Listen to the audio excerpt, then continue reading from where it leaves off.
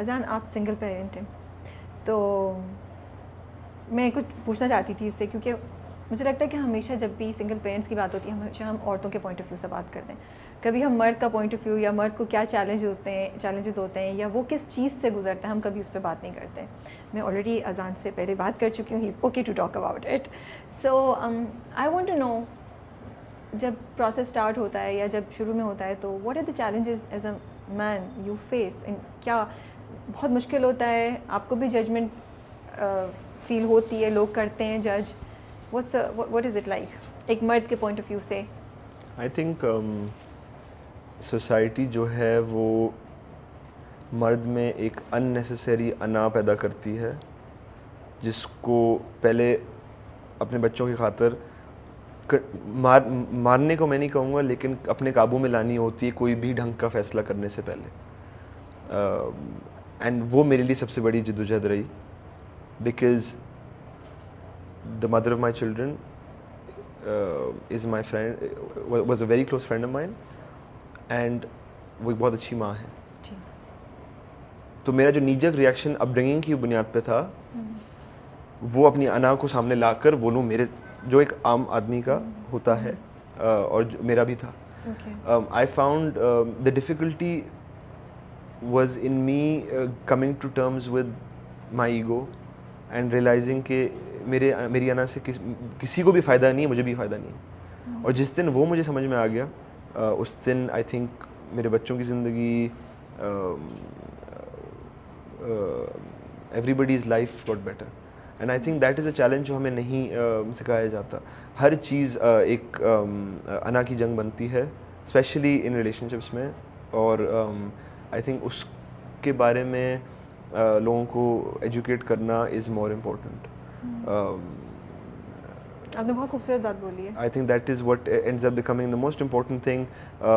मैंने recently you know, अब क्योंकि luckily we are all on good terms, हमारे यू नो बहुत क्लियर अरेंजमेंट्स हैं, बच्चे मेरे पास कब होते हैं, उनके पास कब होते हैं, एवरीथिंग इज़ वेरी अल्हम्दुलिल्लाह सॉर्टेड आउट, ऑर्गेनाइज्ड। लेकिन उस पॉइंट तक पहुँचते हुए जब मैं पीछे मुड़ के देखता हूँ और सोचता हूँ, जो मुझे एडवाइस दी गई थी वो बहुत बुरी थी। मतलब वो इतनी बुरी एडवाइस थी कि जब मैं, क्या एडवाइस दी गई थी अब और आपने उसको कैसे काउंटर किया? कि वो शुरू से ये था कि पहले तो बच्चों की खातिर साथ रहो। अच्छा, लेकिन अगर दो लोग नहीं मिल रहे और बच्चों के इन्वायरमेंट में सिर्फ एक बदमज़गी है, तो 2021 या 22 में या 2020 में उनको वो इन्वायरमेंट क्यों दिया जाए, जब एक खुश इन्वायरमेंट दिया जा सकता है जहाँ उनकी माँ उनकी ज़िंदगी का बहुत बड़ा हिस्सा है, वो खुश हैं, उनके वालिद खुश हैं, सब खुश हैं। अच्छा, ये फिर एडवाइस आई कि बच्चे अपने पास रहने चाहिए, ये सारा कुछ। लेकिन हमारा तो मज़हब सिखाता है कि माँ के पास एक उम्र तक बच्चे रहने बहुत ज़रूरी हैं। और मैं एक सिंगल पेरेंट का भी बच्चा हूँ।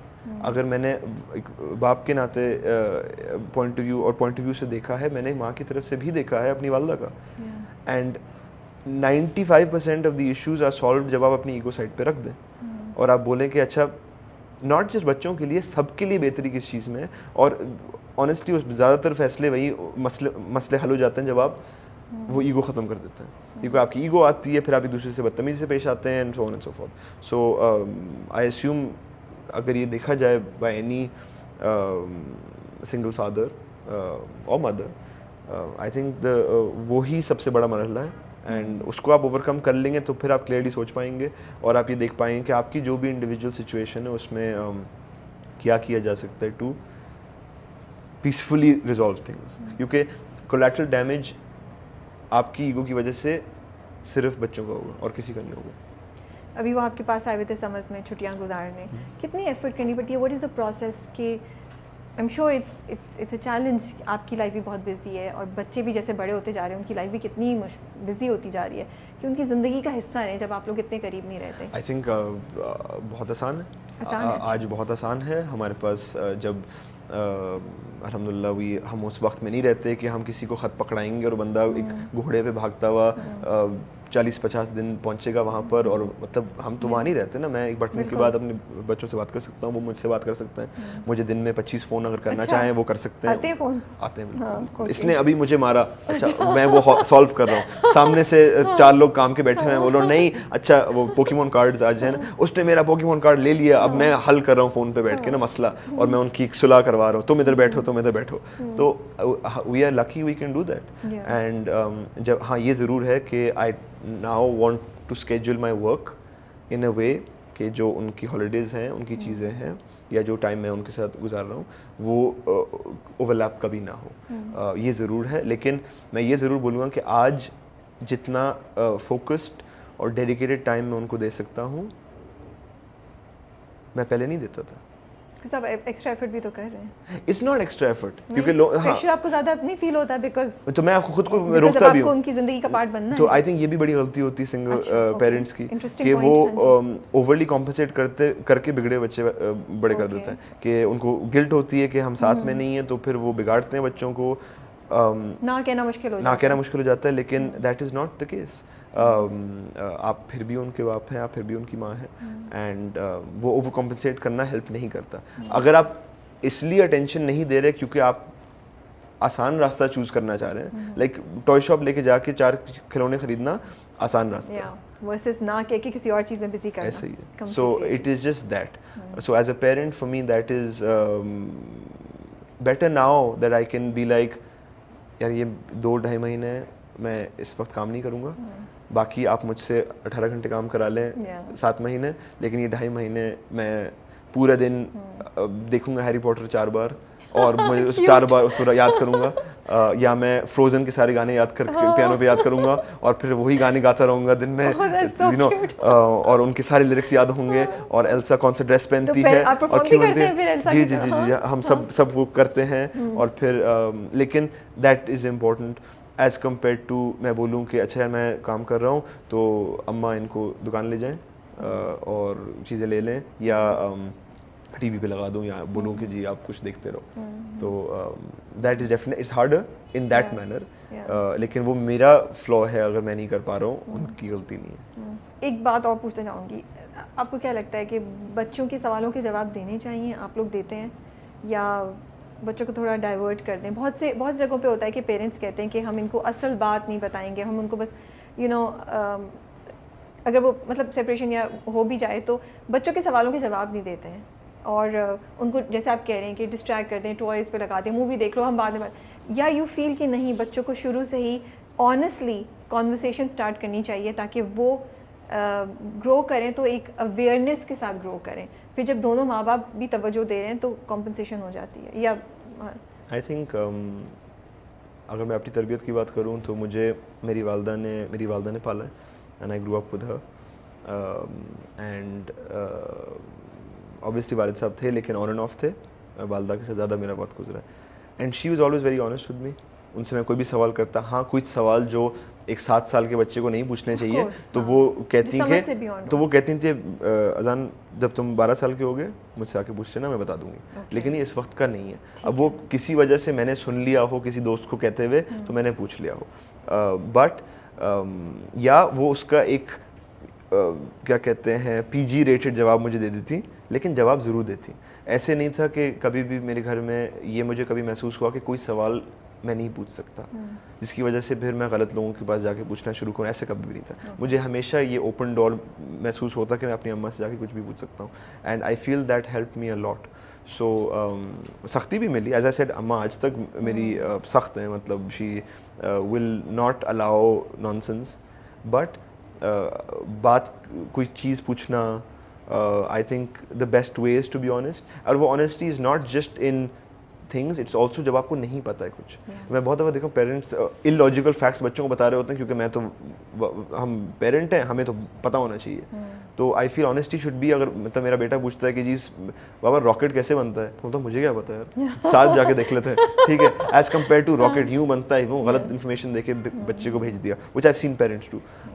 सो the honesty should be complete honesty that मुझे नहीं पता है, let's figure it out. So I think honesty would be the right way to do it. Is it easy to fall in love again? the concept of love becomes different. I feel It it's very changes- it different changes now. afterwards? No, I think it's very different now. No. Like okay. I think love is something which today for me is affiliated with stability, affiliated with many other emotions जो पहले एक rush होता था कि बस उसकी आंखों में देखा और हम पागल हो गए और बस मुझे पूरी रात बैठ के गाने सुनने हैं और मुझे उससे बात करनी है, दुनिया पीछे तबाह हो जाए मेरी।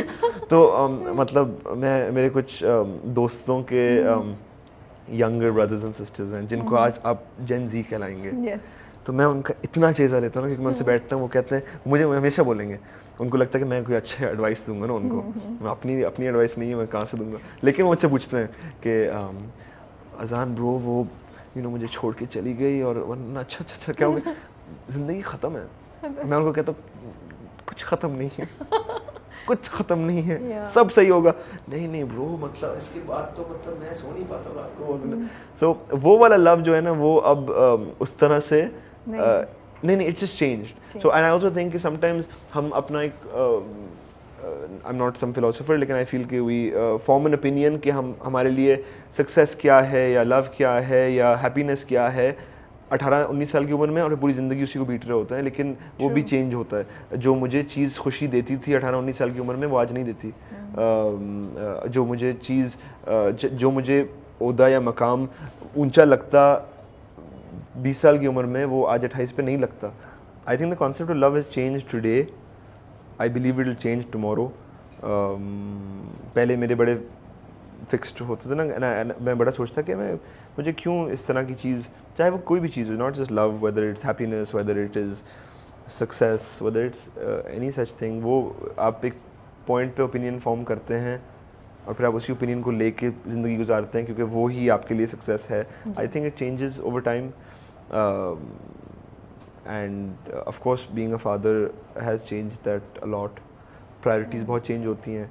आज मैं काम को एज़ अजान भी देखता हूँ, एज़ अपनी वालदा का बेटा भी देखता हूँ, एज़ इब्राहिम एंड लिली का वालिद भी देखता हूँ कि अच्छा ये काम उन्होंने भी देखना है एक दिन। It's not just responsibility, it's also that आप खुद के लिए नहीं कर रहे हैं, आपके पास आपकी ज़िंदगी में लोग हैं जो जिनको ये चीज़ इफ़ेक्ट करेगी। तो the perception changes in that sense of what you're and why you're doing something. So that comes to love as well. कि today आज मेरे लिए वो लव, वो वाली वो टाइप का लव जहाँ सब कुछ ज़िंदगी में बर्बाद हो रहा है, बस हम दूसरे को बस देख रहे हैं, वो वाला कि वो भी हम सब ने गुजारा होता है कि जी वक्त गटर में जा रहा है और एग्ज़ाम्स तबाह हो रहे हैं और हम बस गाने सुन रहे हैं, दूसरे को देख रहे हैं। अगर वो है, वो भी हो सकता है, लेकिन वो आपकी ज़िंदगी को कंस्ट्रक्टिवली बेहतर नहीं कर रहा, वो आपको स्टेबिलिटी और एक अच्छा बेहतर इंसान नहीं बना रहा, तो maybe then that love isn't love and it's something else. And today for me love is does it make me a better person, and जहाँ that I find if I find that, or when and if I have found that, I'm in a place where I'm like, yes,